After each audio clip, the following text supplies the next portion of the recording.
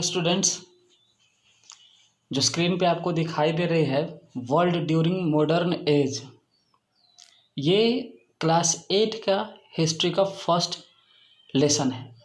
और right sides में जो ये टॉपिक्स सारे दिख रहे हैं, इतने सारे टॉपिक्स इस चैप्टर में कवर करने हैं। आपको वन बाय वन मैं बता रहा हूँ, वहाँ पे लिखा हुआ भी है, आप ध्यान से सुने और उसे समझने की कोशिश करें।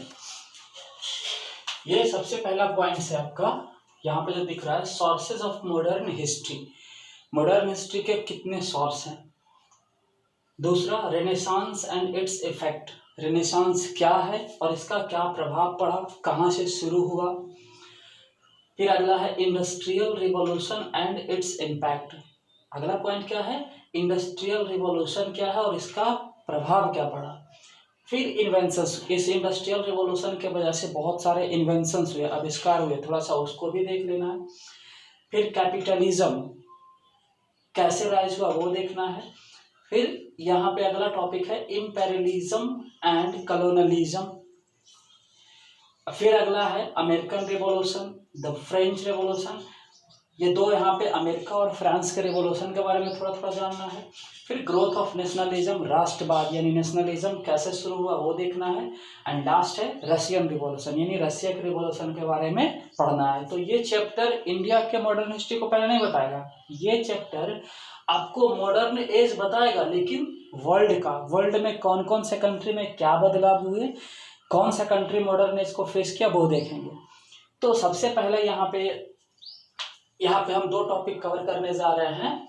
पहला है थोड़ा सा मॉडर्न एज और 18वीं सेंचुरी का एक ओवरव्यू देखेंगे।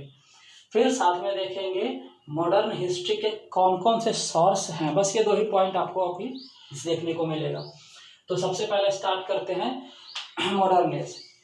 इंडिया के हिस्ट्री को 3 भाग में बांटा गया। पहला है एंशिएंट हिस्ट्री, दूसरा है मेडाइवल हिस्ट्री और तीसरा है मॉडर्न हिस्ट्री। एंशिएंट हिस्ट्री और मेडाइवल हिस्ट्री आपने पिछले क्लासों में पढ़ा। एंशिएंट हिस्ट्री में आप लोगों ने क्या पढ़ा, एंशिएंट हिस्ट्री में पढ़ा क्लास 6 में, फिर मेडाइवल हिस्ट्री में क्लास 7 में, एंड अब पढ़ने जा रहे हो आप मॉडर्न हिस्ट्री। अब ये जो मॉडर्न हिस्ट्री है, इन दोनों हिस्ट्री के कंपैरिजन में थोड़ा सा अलग है। इसके बारे में बहुत सारे सोर्स हमारे पास है। तो ये मॉडर्न हिस्ट्री इंडिया में कहा जाता है 1707 से 1947 के बीच का जो पीरियड है वो मॉडर्न हिस्ट्री है, मॉडर्न इंडियन हिस्ट्री है। एंड यही मॉडर्न हिस्ट्री पूरे अगर यूरोप में देखा जाए तो ये 15th to 16th सेंचुरी के बीच था। तो चूंकि इंडिया में जो मॉडर्न हिस्ट्री है वो यूरोप के मॉडर्न हिस्ट्री से 200 साल बाद आया, तो यहाँ पे पहले मॉडर्नाइजेशन हुआ। तो पहले इसको समझना है कि ये क्या है। और ये जो यूरोप में जो मॉडर्न हिस्ट्री था उसमें नए नए क्या क्या चेंजेस आए वो हम अभी बता रहे हैं, आप ध्यान से सुने।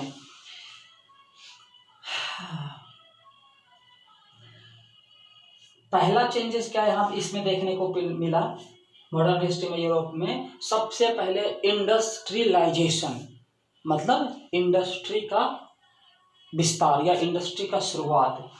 दूसरा, great progress in technology, technology में बहुत ज़्यादा प्रगति हुई।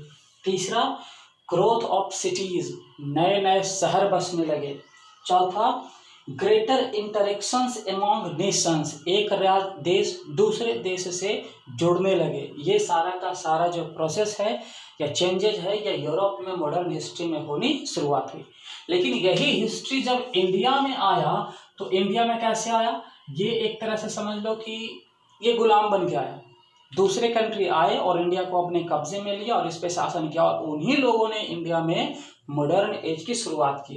जैसा कि हम लोग जानते हैं अंग्रेज थे बोलो। तो ये था आपका पहला topic, overview of modern age and 18th century. अब जरा देखते हैं मॉडर्न हिस्ट्री के कुछ सोर्सेज। जैसा कि हमने कहा कि आज से कितने साल पहले की बात है, 1707 तक की बात है। तो उस समय की जानकारी हमें उस समय के कुछ सोर्स से मिलती है, यानी ऐसी चीजें जो हमें हिस्ट्री के बारे में बताए वो सोर्स कहा जाता है। ये पिछले क्लास में भी बताया गया था। The things that tells us about history called sources of history. तो यहाँ पे दो तरह के सोर्स है, पहला है आपका प्राइमरी सोर्सेज और दूसरा है सेकेंडरी सोर्सेज। तो let us understand it.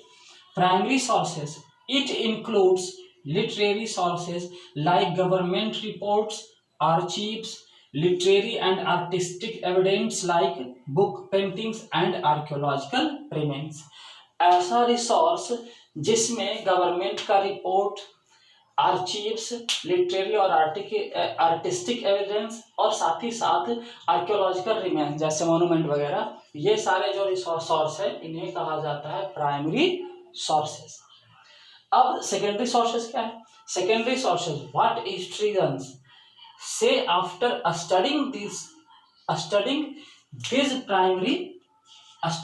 Primary source called secondary source. Sorry, यहाँ पे सोर्स होगा, हमने रिसोर्स लिख दिया है, कॉल्ड सेकेंडरी सोर्स। तो यहाँ पे हम क्या देख रहे हैं कि हिस्ट्रियन ने जब इस प्राइमरी सोर्स को पढ़ा और पढ़ने के बाद उन्होंने जो इसके ऊपर एक्सप्लेन किया या जो बताया उसी को कहा गया सेकेंडरी सोर्स।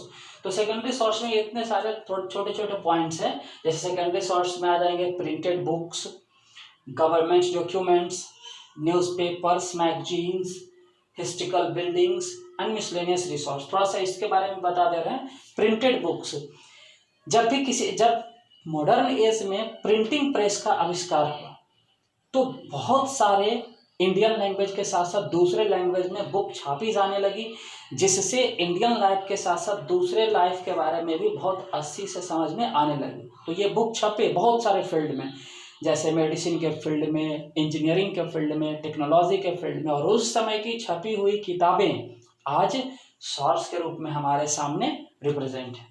दूसरा गवर्नमेंट डॉक्यूमेंट्स। उस समय क्या होता था, हमारे कंट्री में बहुत पार्ट में बटा हुआ था और बहुत सारे रूलर्स थे।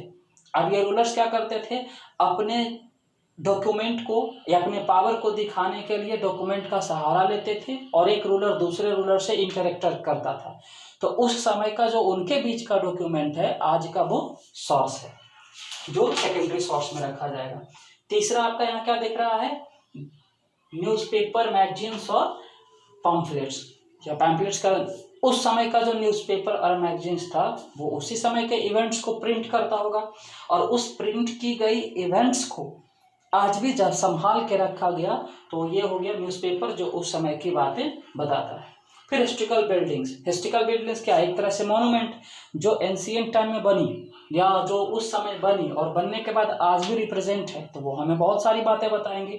जैसे हिस्टोरिकल बिल्डिंग में आपका India gate, central secretariat, Rashtrapati Bhavan, parliament house, Birla house, ये सब बिल्डिंग्स हैं। इस बिल्डिंग के बनावट से भी हमें उस समय के आर्किटेक्चरिंग और इंजीनियरिंग के बारे में पता चलता है। फिर लास्ट है क्या दिख रहे हैं, मिसलेनियस सोर्स।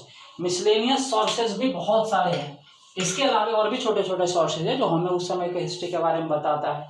जैसे क्या क्या हो सकता है मिसलेनियस सोर्सेज में, उस समय जो पेंट की गई वो पेंटिंग बनाई गई होगी, उस समय जो आर्ट की गई होगी, या उस समय जब फिल्म बनाई गई होगी, या उस समय के बहुत सारे जो लीडर्स होते थे वो पत्र लिखते थे, लेटर, जैसे गांधी जी का, सुभाष चंद्र बोस का, तो उन लोगों की लिखी गई लेटर्स भी आज के समय का सोर्स है। और इन्हीं सोर्स के बदौलत हम क्या करते हैं, अपने मॉडर्न हिस्ट्री को जान पाते हैं। तो ये सोर्स हमें इंडिया के हिस्ट्री के बारे में बताता है। तो इसे हम अगले चैप्टर से समझेंगे, जैसा कि आपका बुक में दिया हुआ है। इस चैप्टर में इस वर्ल्ड के इन सारे टॉपिक्स को देखना है। इस चैप्टर में शायद ज़्यादा वीडियो लेक्चर बने, क्योंकि पॉइंट्स बहुत सारा पढ़ना है, कम से कम 10 पॉइंट्स है इसमें पढ़ने हैं, और 2 पॉइंट से ज़्यादा बन नहीं पाता एक वीडियो क्लिप में। इसलिए आप धैर्य रखें और हर वीडियो को देखें। एंड मैं अब साथ ही साथ हर वीडियो लेक्चर का फ़ोटो भी भेज दिया करूँगा, जैसे आपको सुविधा हो आप उसे समझें। धन्यवाद।